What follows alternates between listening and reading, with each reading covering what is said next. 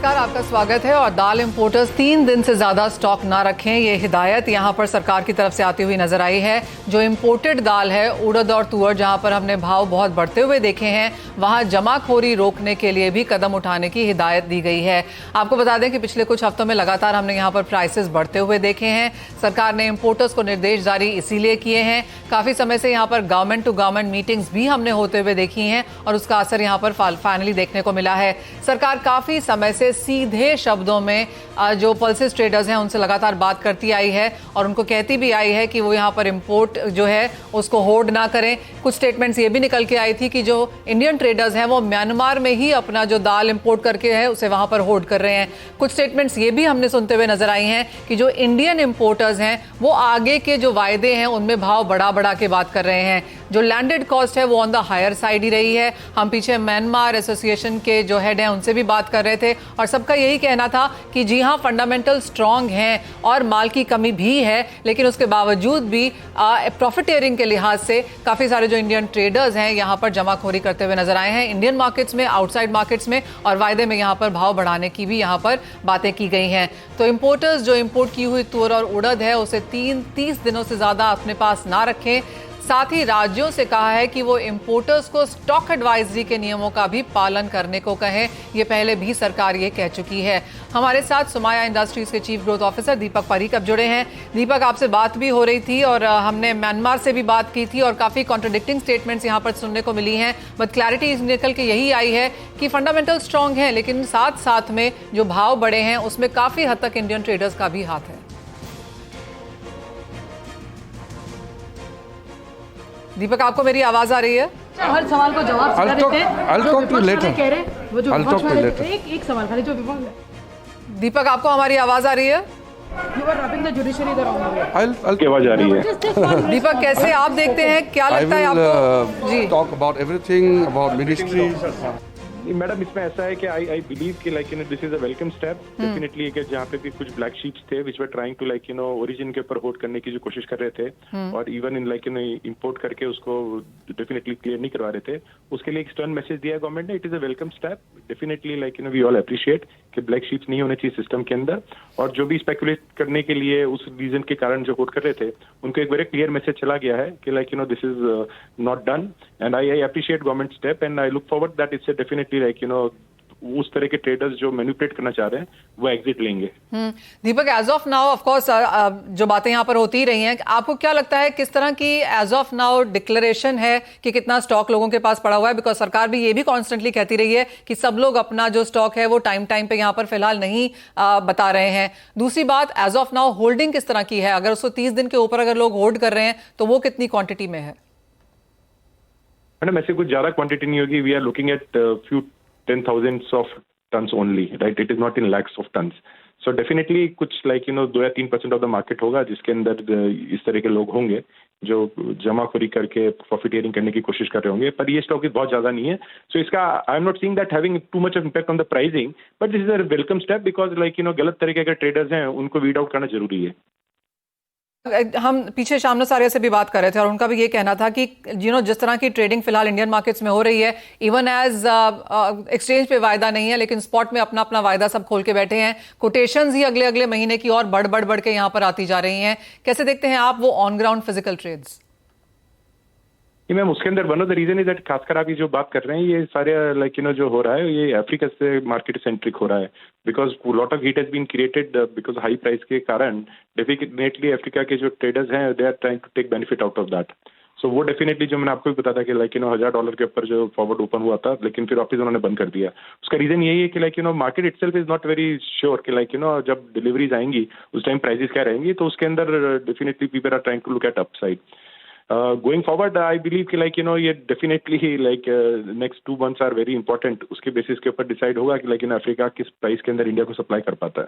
दीपक, हम वो सब फंडामेंटल्स यहाँ पर जानते हैं, लेकिन जो सरकार यहाँ पर बार बार कहती रही है कि निर्देशों का पालन नहीं हो रहा, अभी भी होर्डिंग हो रही है, अभी भी trades on the higher side है, प्रॉफिटियरिंग यहाँ पर जारी है, निर्देशों का पालन नहीं किया जा रहा, उन सब स्टेटमेंट्स को आप कैसे देखते हैं? नहीं मैम, मैं डिसएग्री करता हूँ इसके अंदर। डेफिनेटली आप यानी किसी भी ट्रेड में जाएंगे तो कुछ गलत लोग हो सकते हैं उसके अंदर, लेकिन टू अज्यूम करना कि सारे ट्रेडर्स या बहुत सारे ट्रेडर्स होल्ड कर रहे हैं ये सिचुएशन नहीं है, क्योंकि आप खुद सिंपल कि प्रोडक्टिविटी ही कहीं पे नहीं हुई है।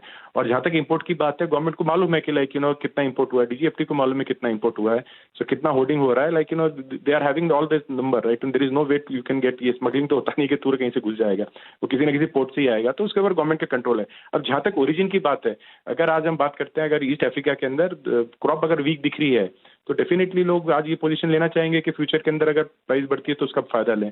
सो मुझे नहीं लगता है कि लार्ज नंबर ऑफ ट्रेडर्स इसके अंदर मैनिपुलेट कर रहे हैं। There might be few people who might be doing it, right, लेकिन बहुत ज्यादा लोग नहीं। और इवन म्यांमार में माल बचा ही कितना है कि जो आप होल्ड कर पाओगे, वहां पे भी सप्लाई साइड में अगर आप देखेंगे तो ज्यादा माल ही नहीं है, सो कितना होल्ड कर लेंगे। So definitely what I am saying that कि गवर्नमेंट का ये एक एप्रिशिएबल स्टेप है कि होर्डिंग अवॉइड करनी चाहिए, किसी को नहीं करनी चाहिए, लेकिन बहुत ज्यादा लोग ऐसा कर रहे हैं। I disagree with that assumption. लेकिन दीपक जी, अब ये एक्सपेक्ट करना चाहिए, क्योंकि सरकार तो लगातार इसको लेकर सख्त रही है और हमने देखा है कि जो number of registrations stock disclosure के वो इंक्रीज हुए हैं ई पोर्टल्स पर, लेकिन रिपोर्ट्स ये भी रही हैं कि सब्सटेंशियल नंबर है मार्केट प्लेयर्स का जिन्होंने या तो रजिस्टर नहीं किया है या फिर अपनी स्टॉक पोजीशंस अपडेट नहीं की है। अब एक्सपेक्ट करना चाहिए कि वहां नंबर ये तेजी से बढ़ते हुए दिखेगा। मैम एक्चुअली इसके अंदर क्या है कि जिसके पास अगर माल नहीं, हम अज्यूम कर सकते हैं कोई बड़ा ट्रेडर है कि फॉर एग्जांपल उसका 700-800 या 1000 टन की पोजीशन रखता होगा, लेकिन आज का पोजीशन है कि नहीं, दैट इज क्वेश्चन मार्क। हम सिर्फ अज्यूम नहीं कर सकते पोजीशन होगा, क्योंकि आप आज खुद देखिए, लेकिन इस भाव के अंदर आदमी जनरली कितना वर्किंग कैपिटल डालेगा इसके अंदर, और अब अपसाइड कितना जाएगा इसमें। अब 8 to 10% ऑफ अपसाइड और मैक्सिमम देख रहे हैं, राइट। उसके बाद तो डेफिनेटली कंज्यूमर खुद स्विच करेगा बिकॉज ऑफ हाई प्राइसेस। सो मुझे लगता नहीं है कि आज की तारीख के अंदर कोई बहुत ज्यादा होर्डिंग का सोचेगा। शायद इससे पहले अगर थोड़ी बहुत होर्डिंग रही होगी, और थोड़ी बहुत I am talking about in single digit, I am not saying that बहुत ज्यादा होर्डिंग रही होगी, और वो हर ट्रेड के अंदर होता है, हर कमोडिटीज के अंदर होता है कि थोड़े बहुत लोग स्पेकुलेट करते हैं। लेकिन ये अज्यूम करना कि बहुत ज्यादा नंबर पोर्टल पे बढ़ जाएंगे, मुझे नहीं लगता ऐसा होगा। तो प्राइसेस यहां से और 8 से 10% बढ़ते हुए आप देख रहे हैं तूर और उड़द के? मैम मेरे को तो यही लग रहा है, जो मैंने लास्ट टाइम भी मनीषा जी से बात की थी, कि मुझे लग रहा है कि there is a possibility of 8 to 10% upside. 110-120 के बीच में रेंज बाउंड रहना चाहिए। इट इज प्रोवाइडेड अगर कंजप्शन साइड के ऊपर अगर कुछ स्टेप्स नहीं लिए जाते हैं, तो 110-120 हम देख सकते हैं उसके बीच के अंदर। ग्रुप के रवि दियोरा भी हैं। रवि, आप कैसे देखते हैं ओवरऑल दालों के प्राइसेस को, क्योंकि उड़द तुअर में जिस तरह की तेजी देखने को मिली है और जिस तरह से सरकार की इसके ऊपर नजर रही है और नए नए स्टेटमेंट्स और स्टेप्स हम आता हुआ देख रहे हैं, एंड इन सम वे हम ये कह भी सकते हैं, क्योंकि हम CNBC आवाज की तरफ से लगातार ये मुहिम और ये बातचीत करते भी रहे हैं कि जिस तरह से दालों के प्राइसेस लगातार यहाँ पर बढ़ रहे हैं, आगे क्या देखने को मिल सकता है। हमने काफी सारे ट्रेडर्स, दूसरी प्रोड्यूसर कंट्रीज से भी यहाँ पर बातचीत करने की कोशिश की है और काफी हद तक वो स्टेप्स यहाँ पर आते हुए जरूर से हमने लास्ट टाइम जब बात की थी तब चना एज वेल एज देखे तो अदर्स पल्सेस में काफी नीचे के लेवल पे कारोबार हो रहा था, बट रिकवरी इस हिसाब से आई क्योंकि अभी वेदर रिलेटेड भी अनसर्टनिटीज है, अभी मॉनसून में भी डिले की बात चल रही है, तो नए क्रॉप के रिलेटेड भी मार्केट को अभी कंसर्न्स है। साथ में जो सकते इससे क्या होगा, इससे होगा होर्डिंग कम होगा, बट यस अगर इंटरनेशनल मार्केट या अदर कंट्रीज की बात करें तो वहां पे जो ट्रेस करना गवर्नमेंट के लिए काफी डिफिकल्ट है। अदरवाइज देखे तो इंडिया में भी देखे तो काफी रेगुलेशन की मार्केट के एक्सपेक्टेशंस थी, और लगातार ये कमोडिटीज आप कोई भी पल्सेस देख ले, इसमें पहले सिर्फ चना एंड मूंग ये 2 कमोडिटी ऐसे जैसे जो NCDX में आई है, उसके अलावा कोई पल्सेस इस हिसाब से अंदर सस्टेन नहीं हो पा रहे क्योंकि एक एसेंशियल कमोडिटीज एक्ट के अंदर आते हैं और इससे प्राइसेस में ना तो कोई बढ़त ना तो कोई गिरावट उसमें सस्टेन होती है। तो मुझे लग रहा है कि इस टाइम फंडामेंटली अगर बात करें तो थोड़ी सप्लाई रिलेटेड कंसर्न्स रहेगी, और इस हिसाब से अगर सबसे ज्यादा प्राइसेस बढ़े, तुअर के प्राइसेस बढ़े और उसको कंटेन करने के लिए गवर्नमेंट काफी प्रयास कर रहे हैं, तो मुझे लग रहा है कि प्राइसेस में जो फंडामेंटल है अकॉर्डिंग टू दैट फैक्टर हो चुके, बट फिर भी यहाँ से अगर मानसून डिले होता है और अगर जो मानसून 4 के बदले 10-12 तारीख तक एंट्री करता है और अनइवन डिस्ट्रीब्यूशन रहता है, तो आराम से यहाँ से 5 से 8% की तेजी अभी भी मैं पल्सेस में देख रहा हूँ। तुअर एंड चना इसमें मुझे लग रहा है कि अभी एक बढ़त देखने को मिल सकती है। ओके, तो स्टॉक होर्डिंग ना हो उसके लिए सरकार लगातार कदम उठा रही है और ये लेटेस्ट डेवलपमेंट सरकार की ओर से। लेकिन जैसे रवि ने भी कहा और दीपक जी ने भी कहा कि प्राइसेस यहां से आगे बढ़ने के पूरे चांसेस हैं अगर मौसम की चाल थोड़ी भी इधर उधर होती है तो। लेकिन शुक्रिया दीपक जी इस खबर पर बातचीत करने के लिए, व्यूज देने के लिए। आगे बढ़ेंगे और अब बात कर लेते हैं स्ट्रैटेजीज की, और सबसे पहले धर्मेश से राय ले लेते हैं कच्चे तेल पर, जहां पर हम अगर ब्रेंट के भाव करेंगे तो 74, 75, 76 इसी रेंज में घूमता हुआ दिखाई दे रहा है, एक दिन ऊपर एक दिन नीचे। क्या व्यू है इन लेवल से क्रूड पर? देखिए, कच्चे तेल में मुझे लगता है कि थोड़ी स्टेबिलिटी आई है, प्राइस काफी स्थिर हो चुका है $70 के इर्द गिर्द। डोमेस्टिक मार्केट की बात करें तो प्राइस ऑलमोस्ट 6000 के जो करीब आ चुका है। मैं काफी फर्म हूँ, मुझे लगता है कि प्राइस में काफी अच्छी छलांग देखने मिल सकती है। मैं बाइंग साइड में रहना पसंद करूंगा क्योंकि डाउन साइड रिस्क काफी कम है। और अगर आप देखें थोड़ी भी मार्केट में डाउन साइड रिस्क आता है तब ओपेक अपनी प्रोडक्शन कट करने की स्टार्ट कर देते हैं। इवेंचुअली जून जुलाई स्टार्ट हो जाएगा और जून जुलाई में हरिकेन सीजन स्टार्ट होता है और वो टाइम पे ऑफशोर ड्रिलिंग काफी बंद हो जाएगी। तो आपको शॉर्ट टर्म में तेजी देखने मिल सकती है। तो मैं बाय साइड में रहना पसंद करूंगा। डाउन साइड 400-500 रुपए का स्टॉप लॉस मेंटेन करके आप पोजिशनली मेंटेन करें तो फिर से प्राइस 6500 से लेके 7000 के स्तर, यानी अंतरराष्ट्रीय मार्केट की बात करें तो ऑलमोस्ट 75 से लेके $80 तक के लेवल्स आपको WTI में आने वाले समय में देखने मिल सकते हैं। तो बाय साइड में रहना पसंद करूंगा। राइट, खरीदारी यहाँ पर कच्चे तेल में करके चलना चाहिए। आपको बता भी दें कि इस हफ्ते में जो खरीदारी है वो 4% तक की है। पिछले 4 हफ्तों की गिरावट के बाद ये हफ्ता इन द पॉजिटिव यहाँ पर कच्चे तेल के लिए काम करता हुआ। बात अब यहाँ पर सोने चांदी की भी करेंगे और यहाँ पर धर्मेश क्या लगता है आपको, क्योंकि ये हफ्ता मुनाफा वसूली के नाम है। 1970-1960 तक के लेवल्स हमने यहाँ पर सोने में आते हुए देखे हैं। देखिए, पिछले 3 हफ्ते से मैं और रवि कंटिन्यूसली मंदी में ही थे और मैं एक्सपेक्ट करता हूँ कि मंदी जारी रहेगी। आज शुक्रवार है, थोड़ी मुनाफा वसूली इन शॉर्ट अगर देखें तो शॉर्ट कवरिंग आने की काफी हाई प्रोबेबिलिटी है, बट ये एक बुल ट्रैप भी हो सकता है। तो मैं रेकमेंड करूंगा अगर मार्केट में स्पाइक आता है तो यहाँ पे मंदी करके चले, ना कि तेजी, क्योंकि जो ओवरऑल ट्रेंड है वो मंदी का ही है। अगर आप लास्ट 3 दिन और 4 दिन के सेशन देखें तो काफी अच्छी पिटाई आपको गोल्ड में देखने मिली है, चांदी में देखने मिली है और यूरो एंड स्टर्लिंग में भी देखने मिली है। तो ओवरऑल बास्केट डॉलर के फेवर में है, डॉलर काफी मजबूत हुआ है और मेरे हिसाब से मजबूती और जारी रह सकती है और 104-105 के तरफ बढ़ सकता है। अगर डॉलर बढ़ता है तो कमोडिटी मार्केट में आपको प्रेशर देखने मिल सकता है और स्पेशली गोल्ड सिल्वर में ज्यादा प्रेशर रहेगा। तो मैं मंदी की सलाह दूंगा। 1950 से लेके 1940 के स्तर आपको अंतरराष्ट्रीय मार्केट में देखने मिल सकते हैं। डोमेस्टिक मार्केट की बात करें तो 59,000 के लेवल्स आपको शीघ्र ही देखने मिल सकते हैं। बाय साइड में न रहे, उछाले पे बिकवाली करे, अच्छा मुनाफा मिलेगा आपको।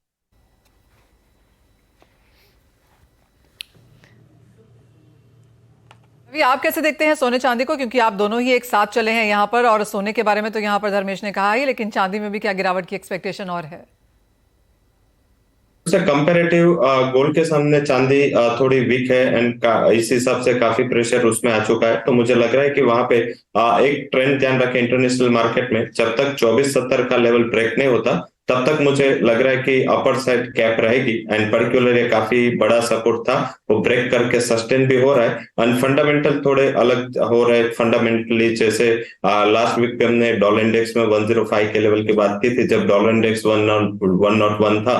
तो बेसिकली देखें तो डॉलर इंडेक्स में जो बढ़त देखने को मिल रहा है, जब तक ये बढ़त जारी रहेगी आई थिंक बुलियन में ये सेलिंग प्रेशर रहेगा। अदरवाइज बात करें लेवल स्पेसिफिक तो मुझे लग रहा है कि कोई भी उछाल चांदी में अभी भी सेलिंग की अपॉर्चुनिटी रहेगी। 72,800 के करीब नई बिकवाली का ट्रेड करें। स्टॉप लॉस आप 73,600 का लगाए। मुझे लग रहा है कि एक बार चांदी में 71,000 तक के लेवल दिखने चाहिए, तो अभी भी व्यू बेरिश है। ये लेवल पे भी मुझे लग रहा है कि बुलियन में प्रेशर बना रहेगा। ओके, तो बुलियंस में प्रेशर बना रहेगा। धर्मेश और रवि दोनों का ही व्यू है कि उछाल पर बिकवाली की ही रणनीति आपको अपनानी है, गोल्ड सिल्वर दोनों में। रुक रहे इसी के साथ एक ब्रेक के लिए। ब्रेक के उस पर बात करेंगे शुगर की, साथ ही साथ कुछ और स्ट्रैटेजीज पर भी करेंगे डिस्कशन। जल्द वापस आते हैं। चेयरमैन प्रफुल्ल विठलानी है। प्रफुल्ल जी नमस्कार। शुगर प्रोडक्शन पे ही पहले तो आपकी राय यहाँ पर लेना चाहेंगे, और नंबर्स हम यहाँ पर डिक्लाइन होता हुआ देख रहे हैं। ऐसा है कि जो नंबर आइस्ता ने बोला था कि 32.5 होगा, अभी वो ही क्लोज होने जा रहा है। 32.1 का फिगर जो 15 मई तक आया है और 2 लाख टन समझो तमिलनाडु और यूपी, और 2 लाख टन फाइनल सीजन जो रहती है सितंबर की, वो मिला के 32.5 का ही प्रोडक्शन इंडिया का होएगा। हम 22-23 की बैलेंस शीट को यहाँ पे ऑलमोस्ट अभी क्लोज कर सकते हैं कि 7 मिलियन टन ओपनिंग स्टॉक, 32.5 अपना प्रोडक्शन, तो 39.5 अवेलेबिलिटी, 6.5 एक्सपोर्ट, उससे बाकी रहेगा अपने पास 33 और 27.5 का कंजप्शन। तो 5.5 1 अक्टूबर को इंडिया में ओपनिंग स्टॉक रहेगा, या कह सकते हैं कि 30 सितंबर का क्लोजिंग स्टॉक रहेगा। और 5.5 इनफ है और वेरी नाइस बैलेंस्ड पोजीशन है कि पूरे वर्ल्ड, एशिया में, वर्ल्ड में सब जगह पे एक स्केर्सिटी और deficit of availability of sugar. We can see it every country. But only India is exceptional कि इंडिया में वेल बैलेंस है, न हमारे पास डेफिसिट है, न सरप्लस है, और जो हमारे पास क्लोजिंग स्टॉक होना चाहिए वही होना चाहिए। इसकी 100% क्रेडिट जो है वो सेंट्रल गवर्नमेंट के डिपार्टमेंट, फूड डिपार्टमेंट को जो है उनको हम कॉन्ग्रेचुलेट करेंगे। ओके, तो प्रफुल्ल जी एक चीज और, फिर इंडिया की भली बैलेंस सिचुएशन हो लेकिन ग्लोबली जिस तरह की सिचुएशन है, ऐसे में प्राइसेस फिर यहाँ से कैसे रह सकते हैं? दूसरे एक्सपोर्ट सिचुएशन कैसी देखते हैं? गोइंग फॉरवर्ड रिपोर्ट्स तो काफी सारे रहे हैं, टाइटन हो सकते हैं शुगर एक्सपोर्ट्स, क्या व्यू आपका एग्जिस्टिंग सिचुएशन में?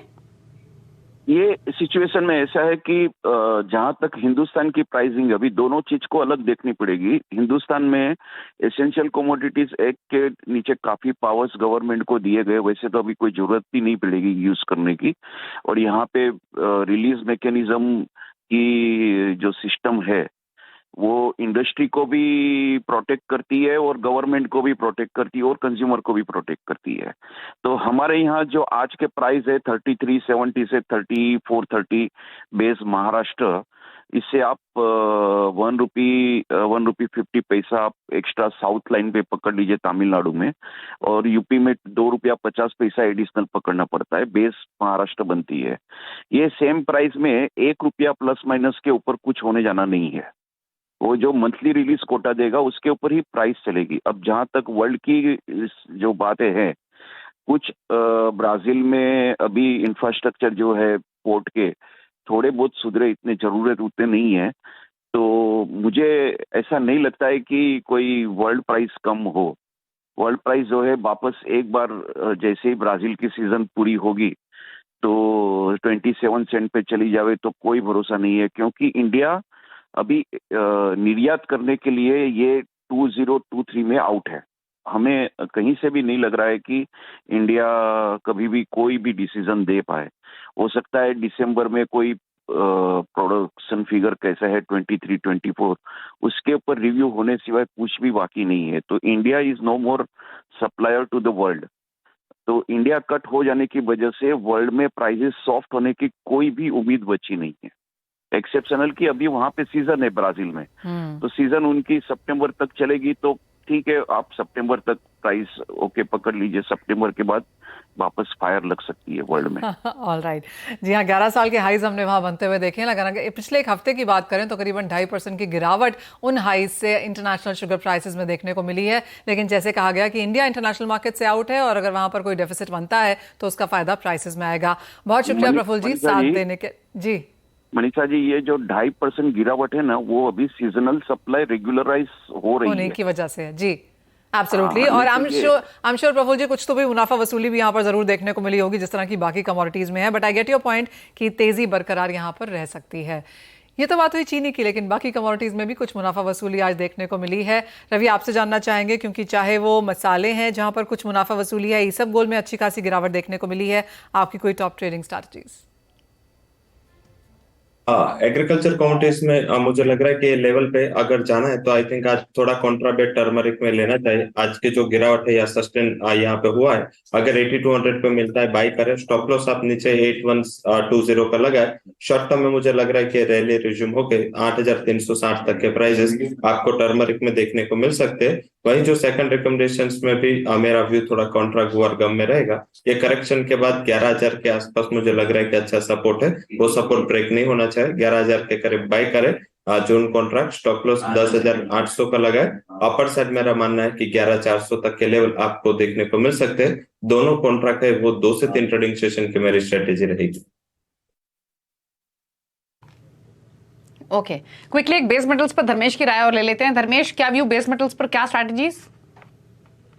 देखिए बेस मेटल काउंटर की बात करें तो सिवाय एल्यूमिनियम के बाकी सारे काउंटर में अच्छी पिटाई देखने मिली है। स्पेशली आप देखिए कॉपर, जिंक, निकल, लेड, काफी अच्छी पिटाई देखने मिली है। एल्यूमिनियम कंटिन्यूसली 200-210 के इर्द गिर्द सस्टेन हो रहा है।